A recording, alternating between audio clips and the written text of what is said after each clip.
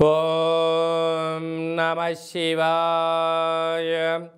ఓం నమో నారాయణాయ. ఓం శ్రీ స్వర్ణాకర్షణ కాల భైరవాయ నమో నమః. ఓం శ్రీ నరదృష్టి నివారణ కాల భైరవాయ నమో నమః. ఓం కాళకాలాయ విద్మహే కాళాతీతాయ ధీమహి తన్నో శ్రీ స్వర్ణాకర్షణ కాళ భైరవ ప్రచోదయాత్. హరి ఓం. మా ఛానల్కి స్వాగతం.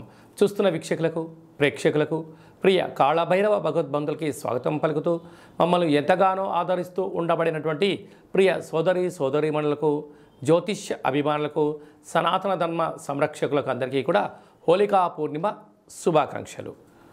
అలాగనే మార్చి నెల 16వ తారీఖు నుండి 31వ తారీఖు వరకు పుట్టినటువంటి వారందరిగా ముందస్తుగా జన్మదిన శుభాకాంక్ష. 16/3/2024 నుండి 31/3/2024 వరకు ద్వాదశ రాశుల్లో గ్రహ గమనాలు ఒకసారి వీక్షింపచేద్దాం.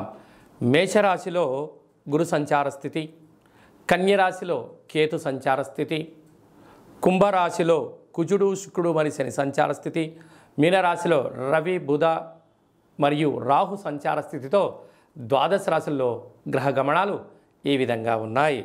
మీనరాశి వారు ఆదివారం అష్టమి తిథి సందర్భంగా, ఆదివారం పూర్ణిమ సందర్భంగా, ఒకవైపు ఏలనాడు శని ప్రారంభ సంచార స్థితి ఉన్నప్పుడు ఎలాంటి విధానాలు పాటించాలో ఈ వీడియోలో సవివరంగా సంపూర్ణంగా తెలుసుకుందాం. మీనరాశిలో ఏ నక్షత్రాలు వస్తాయనగా పూర్వాభాద్ర నక్షత్రంలోని చివరి నాలుగో పాదము, ఉత్తరాభాద్ర నక్షత్రంలోని 4వ పాదాలు, రేవతి నక్షత్రంలోని 4 పాదాలు కలిపితే మీనరాశి. చాలామందికి పుట్టినటువంటి కాల సమయంలో డేటా బర్తులు సక్రమంగా లేనటువంటి కారణం వలన పేరు యొక్క మొదటి అక్షరాన్ని అనుసరిస్తూ ఆ రాశిని తెలుసుకునే ప్రయత్నం చేద్దాం. ది, దుమ్, షం, జా, ధా, దే, దో, చా, చి అక్షరాల వారందరూ కూడా మీనరాశి జాతకులే. మీనరాశి యొక్క అధిపతి దేవగురు బృహస్పతి.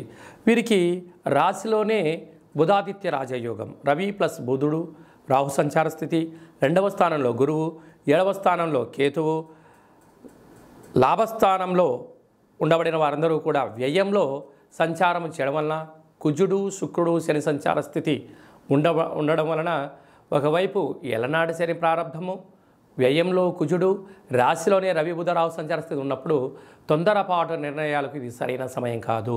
వృత్తులలో కానీ, ఉద్యోగాల్లో కానీ, వ్యాపారంలో కానీ అనేక రకాలుగా ఇబ్బందులు పొంచి ఉన్నాయి.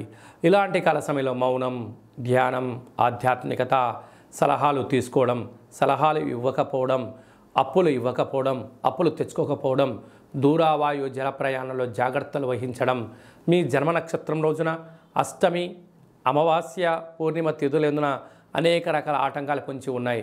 ఇలాంటి కాల సమయంలో రురు కాళభైరవ స్వామి యొక్క పూజ, రురు కాళ స్వామివారి యొక్క సౌభాగ్య మడుపు హోమంలో పాల్గొనడం సకల అష్టకష్టాలు తొలగిపోయి అష్ట ఐశ్వర్యాలకు స్వాగతం పలుకుతారని చెప్పి గుర్తుపెట్టుకోవాలి.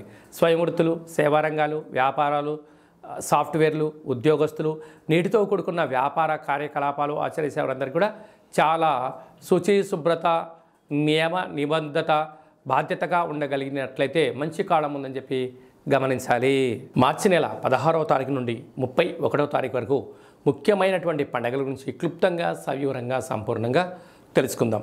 17/3/2024 పాల్గొన మాస కృష్ణపక్ష బహుళ అష్టమి మృగశిర నక్షత్ర సందర్భంగా రురు కాళభైరవ స్వామి యొక్క పూజ చాలా యోగదాయకం. ఆదివారం రోజు అమావాస్య వస్తే ఎంత శక్తివంతమైందో, ఆదివారం రోజు అష్టమి తిథి వచ్చినా మనకున్న అష్ట కష్టాలను తొలగించుకొని అష్టైశ్వర్యాలకు స్వాగతం పలకడానికి మనము రురు కాళభైరవ స్వామి యొక్క పూజ, రురు కాళభైరవ స్వామి యొక్క అష్టోత్తరము, కూష్మాండ దీపాన్ని మనకు ఉండబడిన కోరికను నెరవేర్చడం కోసము విశేషమైన సౌభాగ్య ముడుపు కట్టుకోవడం వల్ల సర్వత్రా శుభం కలుగుతుంది. మీకు అలా ఇంట్లో కుదరకపోతే ఈ కింది నెంబరు మీరు సంప్రదించినట్లయితే మన యొక్క దేవాలయంలో అష్టమి తిథి యందున అద్భుతమైనటువంటి రురు కాళభైరవ పూజ జరుగుతూ ఉంటుంది. మీ యొక్క గోత్రనామాలను పంపించగలిగినట్లయితే మీ పేరుపైన కూష్మాండ దీపాన్ని, ఒక సౌభాగ్య ముడుపును, కాళభైరవ హోమాన్ని చేయించి వాట్సాప్ ద్వారా ప్రత్యక్ష ప్రసారాన్ని మీకు చూపించి ప్రసాదాన్ని కూడా మీకు అందజేయడం జరుగుతుంది. అలాగనే మనకు 24వ తారీఖున మరి ఆదివారము పాల్గొన మాస పూర్ణిమ, హోళికా పూర్ణిమ అంటాం. రంగుల హరివిలను, హానికరం లేనటువంటి రంగులను చల్లుకుందాం. కొత్త రకమైనటువంటి నూతన ఉత్తేజకరమైన జీవితానికి స్వాగతం పలుకుదాం. కనుక ఈ సంవత్సరానికి తెలుగు సంవత్సరానికి చివరి పూర్ణిమ అవ్వడం వలన వీలైనంత వరకు ఇంట్లో శ్రీ రమా సహిత సత్యనారాయణ స్వామి యొక్క వ్రతాన్ని కానీ, దత్తాత్రేయ స్వామి యొక్క దర్శనం కానీ, వీలైనంత వరకు శివుడికి రుద్రాభిషేకం చేసుకోవడం వలన సకల శుభం కలుగుతుందని చెప్పి గమనించాలి. అలాగే మీకు ఇంట్లో కుదరకపోతే ఈ కింద మనం సంప్రదించినట్లయితే మన యొక్క దేవాలయంలో హోళికా పూర్ణిమకు సంబంధించినటువంటి ప్రత్యేకమైనటువంటి నరదృష్టి శత్రు ప్రభావాలు తొలగించడానికి రూరు కాళభైరవ హోమం జరుగుతుంది కనుక ఆసక్తి గలవారు ఈ కింద సంప్రదించి మీ గోత్రనామాలు పంపించగలిగినట్లయితే వీడియో కాల్ ద్వారా మీకు చూపించి ప్రసాదాన్ని కూడా అందజేయడం జరుగుతుంది. ఇంకను మార్చి నెలలో మనం అద్భుతమైన విజయాలు సాధించగలగాలి అన్నట్లయితే ఈ యొక్క పాత్రను కంచు పాత్ర అంటారు. మనకు రాసులు 12 ఎలా ఉంటాయో 12 రాసులను ఇందులో అచ్చు వేయడం కూడా జరుగుతుంది. కనుక ఈ యొక్క పాత్ర యొక్క విశిష్టత ఏమిటయ్యా అనగా కంచు మోగినట్టు కనకము మోగదు గదరాసు మతి అని చెప్తారు. అలాగా ఈ యొక్క కంచు పాత్రను ప్రతిరోజు ఉదయం మనం ఇంట్లో స్నానం చేసి పూజ చేసుకున్న తర్వాత అగరబత్తులు వెలిగించిన తర్వాత ఒక్కసారి ఈ యొక్క కర సహాయం చేత ఇలా కొట్టినట్టయితే ఓంకార శబ్దం రావడం జరుగుతుంటుంది. ఈ యొక్క ఓంకార శబ్ద ధ్వని ద్వారా అద్భుతమైన శక్తిని సంపాదించవచ్చు. ఎలా వస్తారో గమనిద్దాం.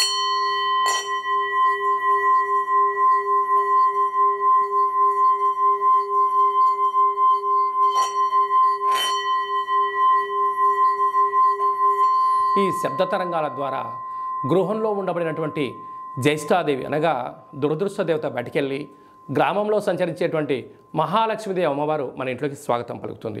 అలాగే మనకు నరదృష్టి యొక్క ప్రభావాలు ఉన్న యంత్ర మంత్ర తాంత్రికపరమైనటువంటి దోషాలు ఏమైనా ఉన్నా కూడా తొలగిపోతాయని చెప్పి గమనించాలి. మీకు ఈ యొక్క పాత్రతో పాటు కాళభైరవ స్వామి యొక్క ఒక పిరమిడ్ని, మెడలో వేసుకోవడానికి కాళభైరవ స్వామి ఒక డాలర్ని, కంకణాన్ని ఏర్పాటు చేయించి మీ యొక్క గోత్రనామాలతో సపరేట్గా మీకు వీడియో కాల్లో చూపిస్తూ కాళభైరవ హోమాన్ని చేయించి స్వామి యొక్క ప్రసాదాన్ని మీకు అందజేసి మీరు విజయం సాధించేంత వరకు మీ యొక్క గోత్రనామాలతో కాళభైరవ స్వామి దగ్గర అర్చన చేయడం జరుగుతుంది. కనుక ఈ అక్షయ పాత్రను సొంతం చేసుకుందాం, అష్ట కష్టాలను దూరం చేసుకుందాం, అష్టైశ్వర్యాలకు స్వాగతం పలుకుదాం. కనుక ఆసక్తి గలవారు ఈ కింది నెంబర్ సంప్రదించవచ్చు.